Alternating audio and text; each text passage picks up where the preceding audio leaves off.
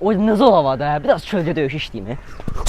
Abi bu bambalıya bax, boş-boş havaya yumruq atır. Bunlar da bezdiriblər də, elə çatan havaya yumruq atır. Gəl bir də onu çəkək də qırağa. Çəkək də. Ziyan görüm, dimdik nə fıs-fıs ilan kimi salmısan səsi bura.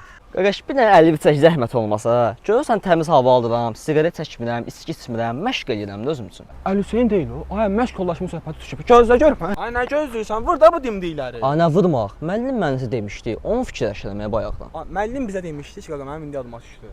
Uşaqlar, həftədə 3 dəfə məşq eləməklə inkişaf eləmək olmaz. Evdə olan günlərdə çıxın, təmiz hava alın, havada qəşəng parkda məşqinizi eləyin. Hə, razıyam. Sizə boş işlərlə məşğul olan, bütün gün siqaret, içki, lazımsız işlərlə məşğul olan insanlar söz ata bilər, amma onlara qətiyyən reaksiya vermirsiniz. Başınızı salın aşağı, rahat məşqinizi eləyin, qətiyyən də küçədə dalaşmaq olmaz. Aydındır?